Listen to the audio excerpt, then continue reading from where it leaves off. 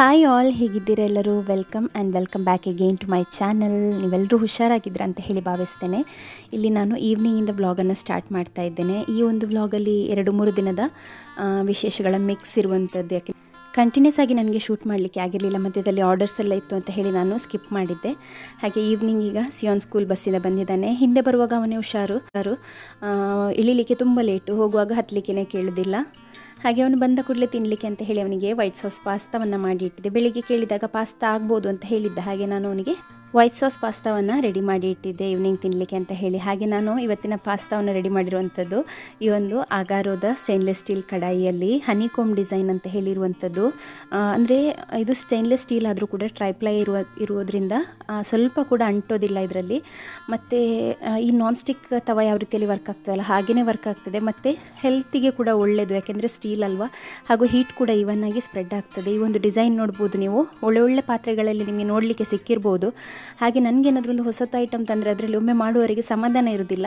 ಸ್ವಲ್ಪ ಅಲ್ಲ ಹೇಗೆ ಮಾಡೋದು ಅಂತ ಹೇಳಿ ಹಾಗೆಯೇ ಇಟ್ಟಿದ್ದೆ ಒಳಗೆ. ಬಟ್ ಯೂಸ್ ಮಾಡಿ ನೋಡುವ ಅಂತ ಹೇಳಿ ಮೇಯ್ನಾಗಿ ನಾನು ತರಿಸಿದಂತ ಹೇಳಿದರೆ, ನಾನು ಇಂಡಕ್ಷನಲ್ಲಿ ಕೂಡ ಕುಕ್ ಮಾಡೋದ್ರಿಂದ ಸ್ಟೀಲ್ ಪಾತ್ರೆಗಳು ಬೇಗನೆ ಜಜ್ಜಿ ಹೋಗ್ತದೆ.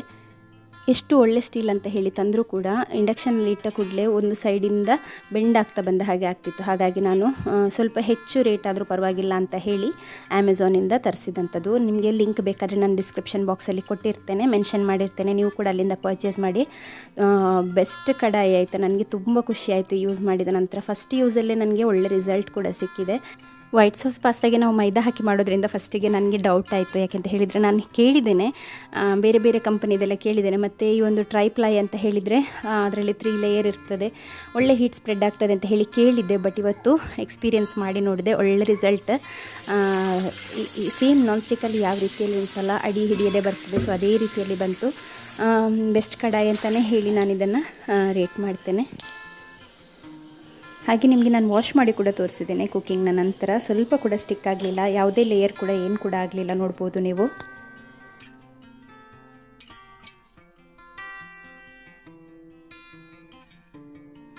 ಹಾಗೆ ನನ್ನ ಮಕ್ಕಳಿಗೆ ಕೂಡ ಪಾಸ್ತಾವನ್ನು ಕೊಡೋದ್ರಿಂದ, ಚಿಕ್ಕವನಿಗೆ ಕೂಡ ಕೊಡೋದ್ರಿಂದ ಡಿಸೈನೋದು ಹೋಲ್ ವೀಟ್ ಪಾಸ್ತಾ ಬರ್ತದೆ, ಸೆಮೋಲಿನ ಮತ್ತು ಹೋಲ್ ವೀಟಿದು ಪಾಸ್ತಾ, ಅದನ್ನೇ ಯೂಸ್ ಮಾಡುವಂಥದ್ದು. ಸ್ವಲ್ಪ ಮಾಡ್ತಾ ಇರುವಂಥದ್ದು. 1/2 ಕಪ್ ಹಾಕಿದರೆ ನಮಗೆ ಅದು ಡಬಲ್ ಆಗಿ ಸಿಗ್ತದೆ ಸೈಜಲ್ಲಿ. ಇದು ವೆರಿ ನೆಕ್ಸ್ಟ್ ಡೇ ವ್ಲಾಗ್. ಮತ್ತು ಹಿಂದಿನ ದಿನ ನಾನು ಶೂಟ್ ಮಾಡಲಿಲ್ಲ, ಜೋರು ಮಳೆ ಕೂಡ ಬರ್ತಾ ಇತ್ತು. ಹಾಗೆ ಎಲ್ಲ ಬ್ಯುಸಿ ಆಯಿತು, ಹೋಮ್ವರ್ಕ್ ಅದು ಇದು ಅಂತ ಹೇಳಿ. ಮತ್ತು ನಾನೇನು ಕೂಡ ಶೂಟ್ ಮಾಡಲಿಲ್ಲ. ಹಾಗೆ ನೆಕ್ಸ್ಟ್ ಡೇಯ ಒಂದು ವ್ಲಾಗ್ ಇದು. ನೆಕ್ಸ್ಟ್ ಡೇ ನೋಡ್ಬೋದು ನೀವು, ಬೆಳಿಗ್ಗೆಯಿಂದನೇ ತುಂಬ ಮಳೆ ಬರ್ತಾ ಇದೆ. ಮಾವ ಕೂಡ ನಾಯಿಯನ್ನು ಹೊರಗೆ ಬಿಟ್ಟಿದ್ದಾರೆ. ಇವತ್ತಿಗೆ ಬ್ರೇಕ್ಫಾಸ್ಟಿಗೆ ಅಂತ ಹೇಳಿ ನಿನ್ನೆ ನಾನು ನೀರು ದೋಸೆಗೆ ರಾತ್ರಿನೇ ಅಕ್ಕಿಯನ್ನು ನೆನೆಯಲಿಕ್ಕೆ ಹಾಕಿದ್ದೆ. ಇನ್ನು ಫಸ್ಟ್ ನಾನು ಎದ್ದ ಕೂಡಲೇ ಇವತ್ತು ನೋಡಿದಂತ ಹೇಳಿದರೆ ಕರೆಂಟ್ ಉಂಟಾ ಅಂತ ಹೇಳಿ. ಕರೆಂಟ್ ಇದ್ದರೆ ಮಾತ್ರ ಗ್ರೈಂಡ್ ಮಾಡಲಿಕ್ಕೆ ಆಗೋದು, ಇಲ್ಲದ್ರೆ ಆಲ್ಟರ್ನೇಟ್ ಬ್ರೇಕ್ಫಾಸ್ಟಿನ ತಯಾರಿಯನ್ನು ಮಾಡ್ಕೊಳ್ಬೇಕಲ್ಲ. ಹಾಗೆ ನಾನು ಫಸ್ಟ್ ನೋಡಿದ ಕೂಡಲೇ ಕರೆಂಟ್ ಇದೆ ಅಂತ ಹೇಳಿ ಗೊತ್ತಾಯಿತು. ಸೊ ಫಟಾಫಟಾಗಿ ನಾನು ಫಸ್ಟ್ ಈಗ ಅಕ್ಕಿಯನ್ನು ಗ್ರೈಂಡ್ ಮಾಡ್ಕೊಳ್ತಾ ಇದ್ದೇನೆ.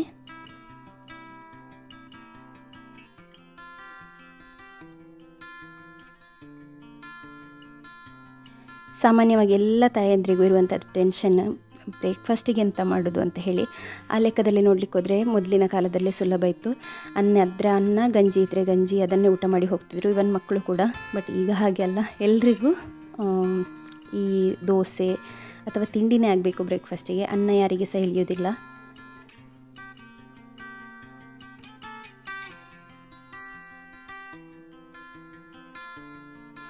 ನಾನು ದೋಸೆ, ನೀರು ದೋಸೆ ಇದನ್ನೆಲ್ಲದು ಕೂಡ ಕಾಸ್ಟ್ ಅಯನ್ ಪ್ಯಾನಲ್ಲೇ ಹೆಚ್ಚಾಗಿ ಮಾಡುವಂಥದ್ದು. ಈ ರೀತಿ ಅಯನ್ ಪ್ಯಾನಲ್ಲಿ ಮಾಡುವಾಗ ನಮಗೆ ನಮ್ಮ ಬಾಡಿಯಲ್ಲಿ ಅಯನ್ ಡೆಫಿಷಿಯನ್ಸಿ ಇದ್ದರೆ ಅದಕ್ಕೆ 1% ಅದರಿಂದ ಕೂಡ ನಮಗೆ ಅಯನ್ ಲೆವೆಲ್ ಸಿಗ್ತದೆ. ಹಾಗಾಗಿ ಅಯನ್ ಕಂಟೆಂಟ್ ಸಿಗೋದ್ರಿಂದ ಅದು ಒಳ್ಳೆಯದು ಅಂತ ಹೇಳಿ ನಾನು ಅದರಲ್ಲೇ ಮಾಡುವಂಥದ್ದು.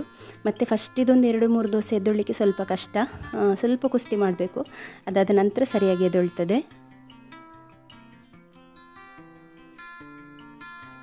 ಇವತ್ತು ಚಿಕ್ಕ ಫಸ್ಟ್ ಎದ್ದು ಬಂದಿದ್ದಾನೆ. ಮತ್ತು ಈಗ ಜೋರು ಬೊಬ್ಬೆ ಕೇಳ್ತಾ ಇತ್ತು. ಬೊಬ್ಬೆ ಯಾರ್ದಂತ ಹೇಳಿದರೆ ಸಿಯಾನಿದು, ಸ್ಕೂಲಿಗೆ ಹೋಗೋದಿಲ್ಲ ಅಂತ ಹೇಳಿ. ಎಬ್ಬಿಸಿದಾಗಿಂದ ಅದೇ ಹೇಳುವಂಥದ್ದು. ಹಾಗೆ ಈಗ ಸೇಮ್ ಅದನ್ನೇ ರಿಪೀಟ್ ಮಾಡ್ತಾ ಇದ್ದಾನೆ. ಹೇಗೆ ಸಮಾಧಾನ ಮಾಡೋದು, ಎಷ್ಟು ಸಮಾಧಾನ ಮಾಡೋದು ಎಂತ ಗೊತ್ತಾಗೋದಿಲ್ಲ. ಎಂತ ಅಂತ ಹೇಳೋದಲ್ಲ, ಹೇಳಿದ್ದನ್ನೇ ಹೇಳುವಂಥದ್ದು. ಹಾಗೆ ಇರ್ತದೆ, ಹೇಗೆ ಇರ್ತದೆ ಅಂತ ಹೇಳಿ. ಆದರೂ ಕೂಡ ಒಂದು ಒಂದೇ ಲೈನ್, ನಾನು ಹೋಗಲ್ಲ ಅಂತ ಹೇಳಿ ಒಂದೇ ಹೇಳುವಂಥದ್ದು. ನೀವೇ ಯೋಚನೆ ಮಾಡಿ, ನಮ್ಮ ಕೆಲಸದ ಸ್ಟ್ರೆಸ್ ನಮಗಿರ್ತದೆ, ಅದರ ಮಧ್ಯದಲ್ಲಿ ಮಕ್ಕಳು ಹೀಗೆ ಉಂಟಲ್ಲ, ಬೆಳಿಗ್ಗೆ ರಾತ್ರಿ ಒಂದು ಸೈಡಿಂದ ಇನ್ನೊಂದು ಸೈಡಿಗೆ ತಿರುಗಿ ಮಲಗುವಾಗ ಸಹ ಅವನು ಹೇಳುವಂಥದ್ದು ಒಂದೇ, ನಾನು ನಾಳೆ ಶಾಲೆಗೆ ಹೋಗೋದಿಲ್ಲ ಅಂತ ಹೇಳಿ. ಮಧ್ಯೆ 1 ಗಂಟೆ ರಾತ್ರಿ 2 ಗಂಟೆ ರಾತ್ರಿ ನನ್ನನ್ನು ಎಬ್ಬಿಸಿ ಕೇಳ್ತಾನೆ, ಮಮ್ಮಿ ನಾಳೆ ಶಾಲೆ ಉಂಟಾ ಅಂತ ಹೇಳಿ. ಶಾಲೆ ಅನ್ನುವಂಥದ್ದು ಅವನಿಗೆ ಹೇಗಾಗಿದೆ ಅಂತ ಹೇಳಿದರೆ ಒಂದು ನೈಟ್ ಮೇರ್ ರೀತಿಯಲ್ಲಿ ಆಗಿ ಹೋಗಿದೆ. ಹಾಗೆ ಪಾಪ ಅನ್ನಿಸ್ತಾನೆ ಅವನನ್ನು ನೋಡುವಾಗ. ಎಲ್ಲಿಯಾದರೂ ಶಾಲೆ ಬೇಡದ ಆಪ್ಷನ್ ಇದ್ದಿದ್ರೆ ನಾನು ಗ್ಯಾರಂಟಿ ಚೂಸ್ ಮಾಡ್ತಿದ್ದೆ. ಪಾಪ ಅವನನ್ನು ನನಗೆ ನೋಡಲಿಕ್ಕೇ ಆಗೋದಿಲ್ಲ. ರಾತ್ರಿ ಎಲ್ಲ ಕೇಳ್ತಾನೆ ಇರ್ತಾನೆ, ಮಮ್ಮಿ ನಾಳೆ ಉಂಟಾ ಶಾಲೆ, ನಾಳೆ ಉಂಟಾ ಅಂತ ಹೇಳಿ. ಒಂದು ಲೆಕ್ಕದಲ್ಲಿ ಈಗಿನ ಮಕ್ಕಳು ಪಾಪ, ಯಾಕೆಂದರೆ ಚಿಕ್ಕ ಏಜಿಂದನೇ ಶಾಲೆಗೆ ಹೋಗಲಿಕ್ಕೆ, ನಾವೆಲ್ಲ 6 ವರ್ಷದಲ್ಲಿ ಹೋಗಿದ್ದು, ಇವರೆಲ್ಲ ಬೇಗನೆ ಕೆಲವರು 3.5 ವರ್ಷಕ್ಕೆ ಹಾಕಿದವರು ಕೂಡ ಇದ್ದಾರೆ, 4 ವರ್ಷದಿಂದ ಹೋಗಲೇಬೇಕು. ಪಾಪ ತುಂಬ ಕಷ್ಟ ಮಕ್ಕಳಿಗೆ ಬರೀಲಿಕ್ಕೆ. ಸ್ಪೆಷಲಿ ಈಗ ಸಿಯೋನಿಗೆಲ್ಲ ಕರ್ಸಿವ್ ಲೆಟರ್ಸ್ ಸ್ಟಾರ್ಟ್ ಮಾಡಿದ್ದಾರೆ. ಅವನಿಗೆ ಮೊದಲನೇ ABCDಗೆ ಕೈ ಸರಿ ತಿರುಗ್ತಾ ಇರಲಿಲ್ಲ, ಈಗ ಇನ್ನೂ ಕೂಡ ಕಷ್ಟ ಅವನಿಗೆ ತುಂಬ ಟೆನ್ಷನ್. ಹಾಗೆ ನನಗೆ ಮಾತ್ರ ಬರೀಲಿಕ್ಕೆ ಆಗೋದಿಲ್ಲ ಅಂತ ಹೇಳಿ. ನೀವು ಕೆಲವರು ನನಗೆ ಕೇಳ್ತಾ ಇರ್ತೀರಾ, ಸಿಯೋನಿಗೆ LKGಗೆ ಹಾಕುವಾಗ ಬರೀಲಿಕ್ಕೆ ಗೊತ್ತಿತ್ತ ಅಂತ ಹೇಳಿ. ಇಲ್ಲ, ಅವನಿಗೊಂದು ಲೈನ್ ಸಹ ನೆಟ್ಟಾಗಿ ಎಳಿಲಿಕ್ಕೆ ಗೊತ್ತಿರಲಿಲ್ಲ, ಪೆನ್ಸಿಲ್ ಸರಿ ಹಿಡಿಲಿಕ್ಕೆ ಸಹ ಗೊತ್ತಿರಲಿಲ್ಲ. ಅವನೊಂದು ಬರೀಲಿಕ್ಕೆಲ್ಲ ಕಲಿತದ್ದು ಒಂದು ಅಕ್ಟೋಬರೆಲ್ಲ ಆಗುವಾಗ, ಜೂನಲ್ಲಿ ಹಾಕಿದರೆ ಸಹ. ಹಾಗೆ ತುಂಬ ಹಾರ್ಡ್ ವರ್ಕ್ ಮಾಡಿದ್ದಾನೆ ಅವನು ಸಹ. ನಾನು ಸಹ ಅವನ ಜೊತೆಗೆ ಕೂತು ಅವನ ಕೈ ಹಿಡಿದು ಬರ್ಸಿ ಅನಂತರ ಸ್ವಲ್ಪ ಎಲ್ಲ ಬರೀಲಿಕ್ಕೆ ಸ್ಟಾರ್ಟ್ ಮಾಡಿದಂಥದ್ದು. ಈಗಲೂ ಕೂಡ ಒಂದು ಅಕ್ಷರ ದುಂಡಾಗೋದಿಲ್ಲ, ಬಟ್ ಸ್ಟಿಲ್ ಬರೀತಾನಲ್ಲ, ನನಗೆ ಅದು ಮೇಯ್ನ್.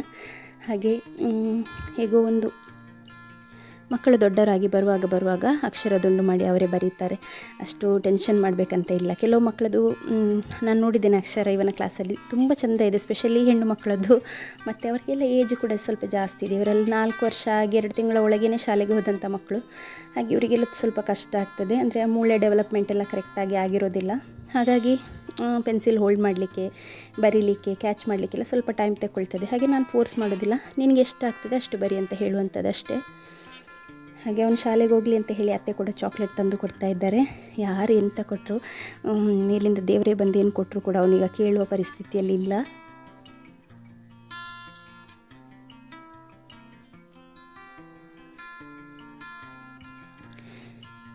ಈ ಬೆಳಗ್ಗಿನ ಒಂದು ಗಂಟೆ ಉಂಟಲ್ಲ, ಒಂದು 7ಇಂದ ಒಂದು 8:15ವರೆಗೆ ಒಂದು ದೊಡ್ಡ ಯುದ್ಧ ಆಗಿ ಹೋದಾಗೆ ಮನೆಯಲ್ಲಿ ಜೋರು ಬೊಬ್ಬೆ ಇರ್ತದೆ, ಹೋಗಲ್ಲ ಅಂತ ಹೇಳಿ ಒಂದೇ ಹೇಳ್ತಾ ಇರುವಂಥದ್ದು. ಯೂನಿಫಾರ್ಮ್ ಅಂತೂ ಹೇಗೋ ಹಾಕಿಸಿ ಆಯಿತು, ಇನ್ನು ಚಪ್ಪಲ್ ಹಾಕುವಂಥದ್ದು. ಒಂದು ಕಾಲಿಗೆ ಚಪ್ಪಲ್ ಹಾಕುವಾಗ ಇನ್ನೊಂದು ಕಾಲಿಂದ ಬಿಚ್ಚಿ ತೆಗಿತಾನೆ. ಪಾಪ ಅವನಿಗೆ ಯಾವ ರೀತಿ ಫೀಲ್ ಆಗ್ತಿರ್ತದೆ, ಅವನ ಕಷ್ಟ ಅವನಿಗೇನೆ ಗೊತ್ತು. ನಾವು ಅಂದ್ಕೊಳ್ಳುವಂಥದ್ದು, ಅದಕ್ಕೆ ನಾನು ಜೋರು ಮಾಡಲಿಕ್ಕೆ ಹೋಗೋದಿಲ್ಲ, ಹೊಡಿಲಿಕ್ಕೆ ಹೋಗೋದಿಲ್ಲ. ನೀವು ಕೇಳ್ತಿರಲ್ಲ ನಿಮಗೆ ಕೋಪ ಬರೋದಿಲ್ಲ, ನೀವು ಹೊಡೆಯೋದಿಲ್ಲ, ಡೈಲಿ ಹಠ ಮಾಡುವಾಗ ಅಂತ ಹೇಳಿ. ನಾನು ಹೊಡೆಯೋದಿಲ್ಲ, ಯಾಕಂದರೆ ನಾನು ಅವನ ಜಾಗದಲ್ಲಿ ನಿಂತು ಯೋಚನೆ ಮಾಡ್ತೇನೆ. ಒಳ್ಳೆ ಕಂಫರ್ಟಲ್ಲಿ 2 ತಿಂಗಳು ರಜೆ ಕಳೆದು ಹೀಗೆ ಶಾಲೆಗೆ ಹೋಗಬೇಕು, ಅವರು ಹೇಳಿದ ಹಾಗೆಯೇ ಕೇಳಬೇಕು, ಅವರ ರೂಲ್ಸನ್ನೇ ಫಾಲೋ ಮಾಡಬೇಕು, ಅವರು ಹೇಳಿದ ಹಾಗೆ ಕೂತ್ಕೊಳ್ಳಿಕ್ಕೆ, ಬರೀಲಿಕ್ಕೆ, ಹೊಸತ್ತು ಕಲೀಲಿಕ್ಕೆ ಅನ್ನುವಾಗ ಕೆಲವು ಮಕ್ಕಳಿಗೆ ಇಂಟ್ರೆಸ್ಟ್ ಇರೋದಿಲ್ಲ. ಎಲ್ಲ ಮಕ್ಕಳು ಒಂದೇ ರೀತಿಯಲ್ಲಿ ಇರೋದಿಲ್ಲ ಅಲ್ಲ. ಹಾಗೆ ನಾನು ಅವನಿಗೆ ಏನು ಸಹ ಹೇಳೋದಿಲ್ಲ, ಅಂದರೆ ಮಂಗ ಮಾಡೋದಷ್ಟೇ. ಅದು ಮಾಡಿ ಇಡ್ತೇನೆ, ಇದು ಮಾಡಿ ಇಡ್ತೇನೆ, ಸಂಜೆ ಬರುವಾಗ ತಿನ್ನಲಿಕ್ಕೆ, ಹಾಗೆ ಅಲ್ಲಿ ಹೋಗೋ ಇಲ್ಲಿ ಹೋಗೋ ಅಂತ ಹೇಳುವಂಥದ್ದು.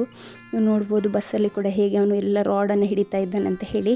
ಬಸ್ಸಲ್ಲಿ ಹಿಡಿದು ಕೂರಿಸುವಂಥದ್ದು ಸಹ ದೊಡ್ಡ ಕೆಲಸ. ಹಾಗೆ ಅವನು ಚಿಕ್ಕದಿರೋದ್ರಿಂದ ಅವನನ್ನು ಎತ್ತಿ ಅಲ್ಲಿ ಇಲ್ಲಿ ತಗೊಂಡೋಗಿ ಕೂತ್ಕೊಳ್ಳಿಸ್ತಾರೆ ಅವರು. ತುಂಬ ಕೇರ್ಫುಲ್ಲಿ ನೋಡ್ಕೊಳ್ತಾರೆ.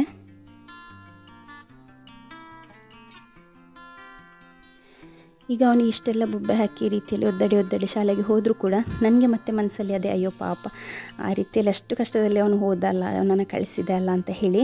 ಏನು ಮಾಡ್ತಾ ಇರ್ತಾನೋ ಏನೋ, ಈಗ ಎಲ್ಲಿವರೆಗೆ ಕೂಗಿದ್ದೋ ಏನೋ ಅಂತ ಹೇಳಿ ನನಗೆ ಅದೇ ತಲೆಯಲ್ಲಿರುವಂಥದ್ದು.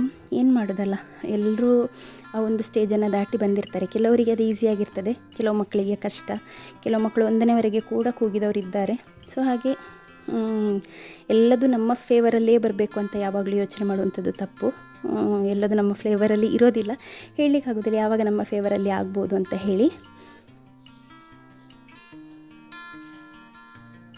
ಹಾಗೆ ಇವತ್ತು ಸ್ವಲ್ಪ ಹಸ್ಬೆಂಡ್ ಕೂಡ ಎಲ್ಲ ಡಸ್ಟಿಂಗ್ ಎಲ್ಲ ಮಾಡ್ಕೊಳ್ತಾ ಇದ್ದರು. ಹಾಗೆ ನಾನು ಅವರು ಗುಡಿಸ್ತಾ ಇದ್ದರೆ ಮನೆಯನ್ನು ಒರೆಸಿ ತಗೊಳ್ತಾ ಇದ್ದೇನೆ. ಸ್ವಲ್ಪ ನೊಣ ಬಂದಿರೋದ್ರಿಂದ ಈ ಫ್ಲೋರ್ ಕ್ಲೀನರ್ ಉಂಟಲ್ಲ, ಅದನ್ನು ಕಾನ್ಸಂಟ್ರೇಟ್ ಹಾಗೆಯೇ ಹಾಕಿ ನಾನು ಒರೆಸ್ತಾ ಇದ್ದೇನೆ. ಹಾಗೆ ಸ್ವಲ್ಪ ನೊಣ ದೂರ ಹೋಗಲಿ ಅಂತ ಹೇಳಿ. ಹೊರಗೆ ಮಳೆ ಬಂದ ಕೂಡಲೇ ಹೊರಗೆ ಇದ್ದ ನೊಣ ಎಲ್ಲ ಒಳಗೆ ಬಂದು ಕೂತ್ಕೊಂಡು ಬಿಡ್ತದೆ. ಹಾಗೆ ಈ ಫ್ಲೋರ್ ಕ್ಲೀನರ್ ಸ್ವಲ್ಪ ವರ್ಕ್ ಆಗ್ತಾ ಉಂಟು. ನನಗೆ ಯಾರು ಕಾಮೆಂಟಲ್ಲಿ ಹೇಳಿದ್ದು ಹಾಗೆ ಮಾಡಿ ನೋಡಿ ಅಂತ ಹೇಳಿ. ಬಟ್ ನಾನು ಕಾನ್ಸಂಟ್ರೇಟೇ ಹಾಕಿರುವಂಥದ್ದು, ಡೈಲ್ಯೂಟ್ ಮಾಡಲಿಲ್ಲ. ಹಾಗೆ ಕಾನ್ಸಂಟ್ರೇಟ್ ಹಾಕಿನೇ ಒರೆಸಿದರೆ ಕೂತ್ಕೊಳ್ಳೋದಿಲ್ಲ. ಹಾಗೆ ಮಾವ ಈಗ ತೋಟದ ಹತ್ರ ಹೋಗ್ತಾ ಇದ್ದಾರೆ. ತೋಟದ ಹತ್ರ ಅಂತ ಹೇಳಿದರೆ ನಮ್ಮ ಹಳೆ ಮನೆ ಹತ್ರ ಡೈಲಿ ಹೋಗ್ತಾರೆ ಆಯಿತಾ. ನೀವು ಈಗ ಹೋಗೋದಿಲ್ವ ಅಂತ ಕೇಳ್ತಾ ಇರ್ತೀರ. ನಾನು ಹೋಗೋದಿಲ್ಲ, ಅಪರೂಪಕ್ಕೆ. ಮಾವ ಡೈಲಿ ಹೋಗ್ತಾರೆ. ನಮಗಿವತ್ತು ಸಾರಿಗೆ ಕುಂಬಳಕಾಯಿ ಉಂಟು, ನಮ್ಮ ಮನೆಯಲ್ಲಿ ಆದಂಥದ್ದು. ಅಲ್ಲಿ ಮೊದಲು ಹಳೆ ಮನೆಯಲ್ಲಿರುವಾಗ ಅಲ್ಲಿ ಆದಂಥ ಕುಂಬಳಕಾಯಿ ಒಂದು 4-5 ಇತ್ತು. ಸೊ ಅದರಲ್ಲಿ ಒಂದನ್ನು ತೆಕ್ಕೊಂಡು ಅಡುಗೆ ಮಾಡು ಅಂತ ಹೇಳಿ ಅತ್ತೆ ಹೇಳಿದರು. ಹಾಗೆ ನಾನು ಹೇಳಿದೆ ಅವ್ರ ಹತ್ರ ಚಿಕನ್ ಇದೆ ಅಂತ ಹೇಳಿ. ಸಿಯೋನಿಗೆ ಅಂತ ಹೇಳಿ ತಂದಂಥ ಚಿಕನ್ ಪೀಸಸ್ ಇತ್ತು. ಅಂದರೆ ಅವನಿಗೆ ಫ್ರೈ ಮಾಡಿ ಕೊಡಲಿಕ್ಕೆ ಆಗದೇ ಇರುವಂತಹ ಪೀಸಸ್ ಕೆಲವೊಂದಿದೆ. ಸೊ ಅದನ್ನು ಹಾಕಿ ಮಾಡುವ ಅಂತ ಹೇಳಿ ಮಸಾಲವನ್ನು ತೆಗಿತಾ ಇದ್ದಾರೆ ಅವರು. ಈ ಚಿಕನ್ ಕರಿಗೆಲ್ಲ ತೆಗಿತಾರಲ್ಲ, ಸೇಮ್ ಅದೇ ರೀತಿಯ ಮಸಾಲ ತೆಗೆಯುವಂಥದ್ದು. ಎಲ್ಲದೂ ಕೂಡ ಇಷ್ಟಿಷ್ಟೇ ದೊಡ್ಡದು, ತುಂಬ ದೊಡ್ಡದೇನಿಲ್ಲ. ಹಾಗೆ ಮತ್ತು ಕೆಲವುದೆಲ್ಲ ಇಟ್ಟಲ್ಲಿ ಹಾಳಾಗ್ತಾ ಉಂಟು. ಹಾಗೆ ಒಂದೊಂದನ್ನೇ ಕುಕ್ ಮಾಡುವಂಥದ್ದು. ಮೊದಲಾದರೆ ಜನ ಜಾಸ್ತಿ ಇದ್ದರು, ಕೆಲಸಕ್ಕೆಲ್ಲ ಬರ್ತಾಯಿದ್ರು, ತುಂಬ ಖಾಲಿ ಆಗ್ತಾಯಿತ್ತು. ಈಗ ಅಂದರೆ ನಾವೇ ಇರೋದಲ್ಲ, ಹಾಗಾಗಿ ಸ್ವಲ್ಪ ಇವಾಗ ರೆಸ್ಟ್ ಸಹ ಉಂಟು ನಮಗೆ. ಇವತ್ತು ಮಂಗಳವಾರ ದಿನ ಆಗಿರೋದ್ರಿಂದ ಕಸದ ಗಾಡಿ ಬರ್ತದೆ. ಹಾಗೆ ನಾನು ಎಲ್ಲ ಕಡೆ ಇರುವಂಥ ಕಸಗಳನ್ನೆಲ್ಲ ಕಟ್ಟಿ ರೆಡಿ ಮಾಡಿ ಇಟ್ಕೊಳ್ತಾ ಇದ್ದೇನೆ, ಗಾಡಿ ಬರುವಾಗ ಹೋಗಿ ಕೊಡಲಿಕ್ಕೆ ಆಗ್ತದೆ ಅಂತ ಹೇಳಿ. ಇವತ್ತು ಅನ್ನ ಒಲೆಯಲ್ಲಿ ಮಾಡುವ ಅಂತ ಹೇಳಿ ಅತ್ತೆಗೆ ಒಲೆಯಲ್ಲಿ ಮಾಡಿದರೆ ರುಚಿ ಆಗ್ತದೆ ಅಂತ ಹೇಳಿ ಅವರು ಹೇಳ್ತಾ ಇದ್ರು. ಹಾಗೆ ಒಲೆಯಲ್ಲಿ ಅಕ್ಕಿಯನ್ನು ಹಾಕಿಟ್ಟಿದ್ದಾರೆ.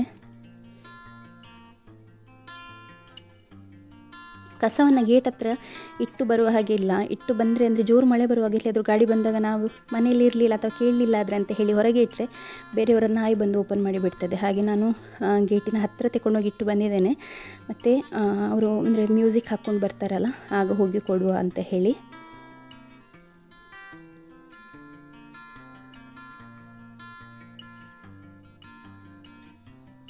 ಹಾಗೆ ವೆಯ್ಟ್ ಮಾಡ್ತಾ ಇರುವಾಗ ಫಿಶ್ಶಿದು ಟೆಂಪೋ ಬಂತು. ಹಾಗೆ ನಾನು ಬೇಗ ಅತ್ತೆಯನ್ನು ಕರೆದು ಅವರನ್ನು ಹೊರಗೆ ಕಳಿಸಿದ್ದೇನೆ, ಫಿಶ್ ನೋಡಿ ಅಂತ ಹೇಳಿ.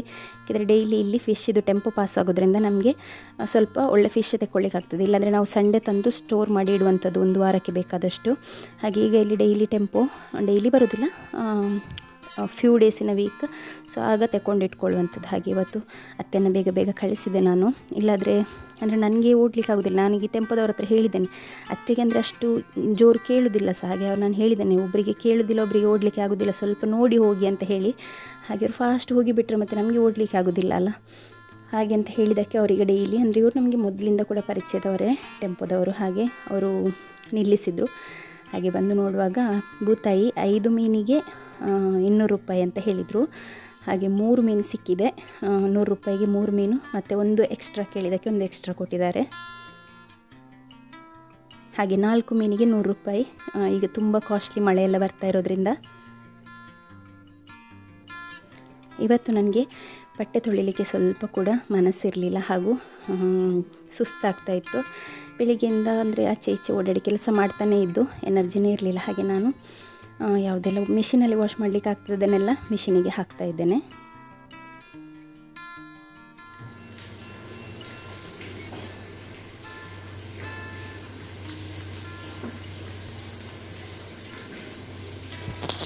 ಈ ಮಕ್ಕಳು ಬೆಡ್ ಮೇಲೆ ಹತ್ತಿ ಆಗಾಗ ಕುಣಿಯೋದ್ರಿಂದ 1 ವಾರ ಆಗಲಿಕ್ಕೆ ಮುಂಚೆನೇ ಒಂದು ಬೆಡ್ಶೀಟನ್ನು ಚೇಂಜ್ ಮಾಡುವಂತ ಆಗ್ತದೆ. ಅದರಲ್ಲಿ ಮಲಗಲಿಕ್ಕೆ ಮನಸ್ಸು ಬರೋದಿಲ್ಲ. ಹಾಗೆ ನಂದು ಹಲ್ಲಿದು ನನ್ನ ವಿಸ್ಡಮ್ ಟೂತ್ ಅಲ್ಲ, ಅದಕ್ಕಿಂತ ಮುಂದೆದು ಹಲ್ಲಿರ್ತದಲ್ಲ, ಅದು ಒಂದು 12 ಇಯರ್ಸ್ ಬ್ಯಾಕೆ ಅದಕ್ಕೆ ರೂಟ್ ಕೆನಲ್ ಮಾಡಿ ಕ್ಯಾಪನ್ನು ಹಾಕಿದರು. ಆ ಕ್ಯಾಪ್ ಆಗಾಗ ಬಿಟ್ಟು ಬರ್ತಾಯಿತ್ತು.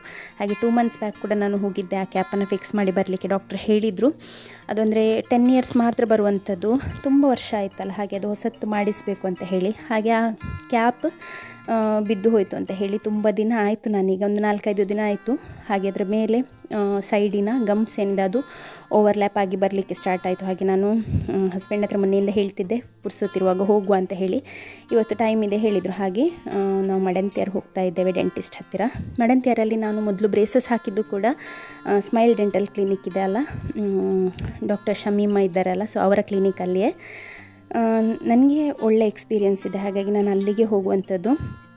ಮತ್ತು ಅಫೋರ್ಡೆಬಲ್ ಕೂಡ, ಬೇರೆ ಕ್ಲಿನಿಕ್ಸಿಗಿಂತ ಬೇರೆ ಕಡೆ ಎಲ್ಲ ಹೋದರೆ ನಿಮಗೆ ಮುಟ್ಟಿದ್ರೆ 300, ಸ್ವಲ್ಪ ಕೊಟ್ಟಿದ್ರೆ 600 ಅನ್ನೋ ಹಾಗೆ ಕಂಡಪಟ್ಟೆ ಚಾರ್ಜ್ ಮಾಡ್ತಾರೆ. ಇಲ್ಲಿ ಹಾಗೆ ಮಾಡೋದಿಲ್ಲ ಅವರು.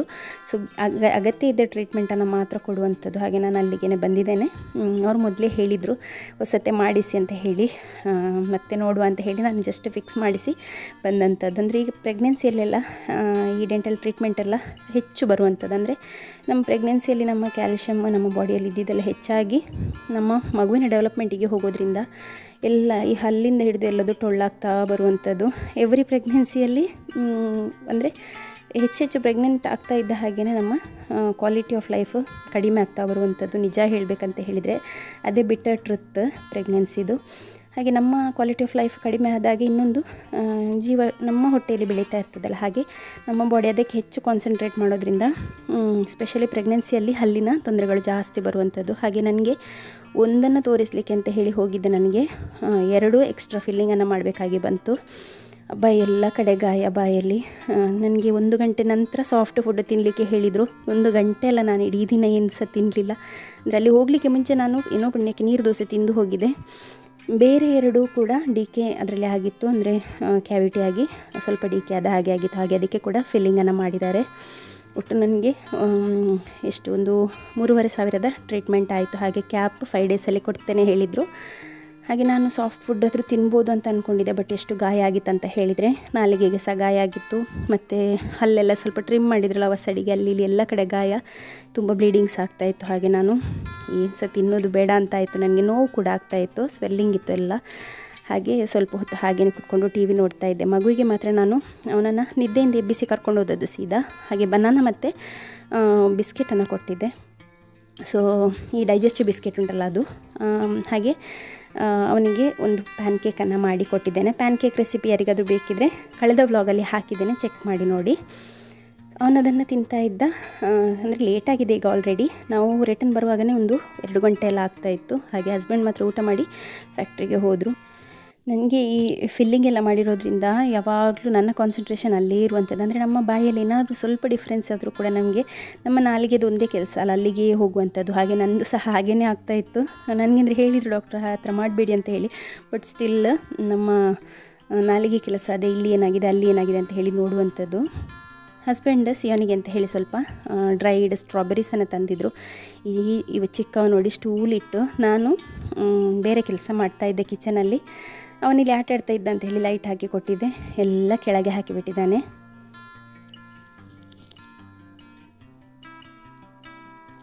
ತುಂಬ ಹೊತ್ತು ಇಲ್ಲೇ ಇದ್ದ ಅವನು. ಅಂದರೆ ನಾನು ಅಷ್ಟೊಂದು ಇದು ಮಾಡಲಿಕ್ಕೆ ಹೋಗಲಿಲ್ಲ, ಆಟ ಆಡ್ತಾ ಇರಬೇಕು ಏನಾದರೂ ಅಂತ ಹೇಳಿ. ನಾನು ಸಹ ಕೆಲಸದಲ್ಲಿದ್ದೆ. ಮತ್ತೆ ಸ್ವಲ್ಪ ಹೊತ್ತಲ್ಲಿ ನೋಡುವಾಗ ಎಲ್ಲ ಕೆಳಗೆ ಹಾಕಿಬಿಟ್ಟಿದ್ದಾನೆ. ಹಾಗೆ ಕೇಕ್ ಇತ್ತು ಇವತ್ತು ಕೂಡ ಬೆಳಿಗ್ಗೆ. ಹಾಗೆ ಅದರ ಪಾತ್ರೆಗಳು ಹಾಗೆ ಬಿಟ್ಟು ಸೀದಾ ಹೋಗಿದೆ. ಅಂದರೆ ಹಸ್ಬೆಂಡ್ ಸಡನ್ನಾಗಿ ಕಾಲ್ ಮಾಡಿ ಹೇಳಿದ್ದು ಈಗ ಹೋಗುವ ರೆಡಿ ಆಗು ಅಂತ ಹೇಳಿ. ಇಲ್ಲಿಂದ 2 ಮಿನಿಟ್ಸ್ ಇರುವಂಥದ್ದಷ್ಟೇ ಫ್ಯಾಕ್ಟ್ರಿ. ಹಾಗೆ ಅವರು ಫಟಾಫಟ್ ಅಂತ ಹೇಳಿದ ಕೂಡಲೇ ಬಂದುಬಿಟ್ರು. ನನಗೆ ರೆಡಿ ಆಗಲಿಕ್ಕೆ ಖಾಲಿ 5 ಮಿನಿಟ್ಸ್ ಸಾಕು. ನಾನು ಮೇಕಪ್ ಎಲ್ಲ ಏನು ಕೂಡ ಮಾಡೋದಿಲ್ಲ ಹೊರಗೆ ಹೋಗುವಾಗ ಎಲ್ಲ. ಹಾಗೆ ನನಗೆ ಫಟಾಫಟ್ ಬಟ್ಟೆ ಒಂದು ಹಾಕಲಿಕ್ಕೆ ಅಷ್ಟೇ. ಬಟ್ಟೆ ರೆಡಿ ಇದ್ದರೆ ಬಟ್ಟೆ ಹಾಕೋದು, ಮಗುವನ್ನು ಕರ್ಕೊಳ್ಳೋದು, ಡೈಪರ್ ಬ್ಯಾಗ್, ನನ್ನ ಬ್ಯಾಗ್ ಎಲ್ಲ ತೆಕ್ಕೊಳ್ಳೋಂಥದ್ದು, ಹೋಗುವಂಥದ್ದು ಅಷ್ಟೇ. ಈಗ ಈವ್ನಿಂಗ್ ಟೈಮು ಒಂದು ಜೋರು ಮಳೆ ಬಂದು ನಿಂತಂಥದ್ದು. ಫುಲ್ ಕತ್ತಲೆ ಆಗಿದೆ. ಇನ್ನೂ ಸಿಯೋನ್ ಬರಬೇಕಷ್ಟೇ ಶಾಲೆಯಿಂದ. ಹಾಗೆ ಇವತ್ತು ಸ್ವಲ್ಪ ಬಸ್ ಕೂಡ ಒಂದು 10 ಮಿನಿಟ್ಸ್ ಲೇಟ್ ಆಯಿತು. ಅಂದರೆ ತುಂಬ ಜೋರು ಮಳೆ ಎಲ್ಲ ಇರುವಾಗ ಲೇಟ್ ಆಗ್ತದೆ. ಹಾಗೆ ನೋಡ್ಬೋದು ನೀವು, ಚಿಕ್ಕವ ಮಳೆ ನೀರಲ್ಲಿ ಆಟ ಆಡ್ತಾ ಇದ್ದಾನೆ. ಫುಲ್ ಚಂಡಿ ಆಗ್ತಾನೆ. ಹಾಗೆ ನೀರು ಬಿಸಿ ಇದ್ದರೆ ಚಂಡಿ ಆದ ನಂತರ ಒಂದು ಅರ್ಧ ಗಂಟೆ ಬಿಡ್ತೇನೆ ನಾನು ಆಟ ಆಡಲಿಕ್ಕೆ ಇಬ್ಬರಿಗೆ ಸಹ.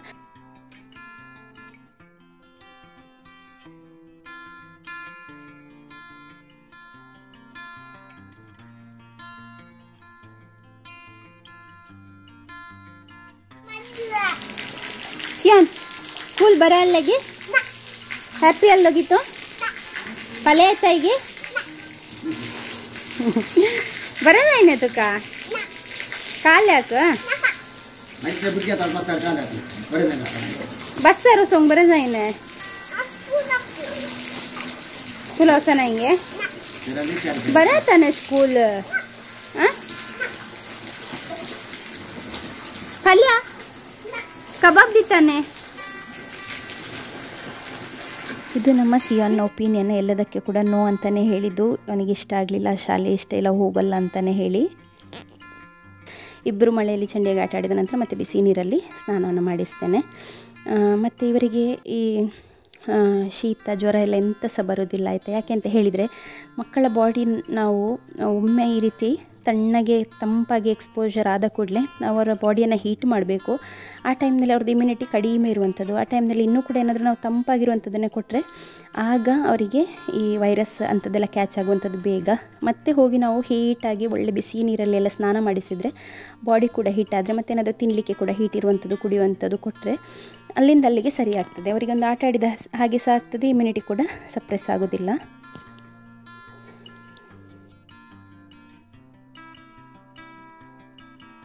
ಮನೆಗೆ ಬಂದು ಮುಟ್ಟಿದ ನಂತರ ಅವನಿಗಾಗುವಂಥ ಒಂದು ಸಮಾಧಾನ, ಅವನಿಗಾಗುವಂಥ ಖುಷಿ ಉಂಟಲ್ಲ, ಅದನ್ನು ನೋಡಲಿಕ್ಕೆ ನಮಗೆ 2 ಕಣ್ಣು ಸಾಕಾಗೋದಿಲ್ಲ.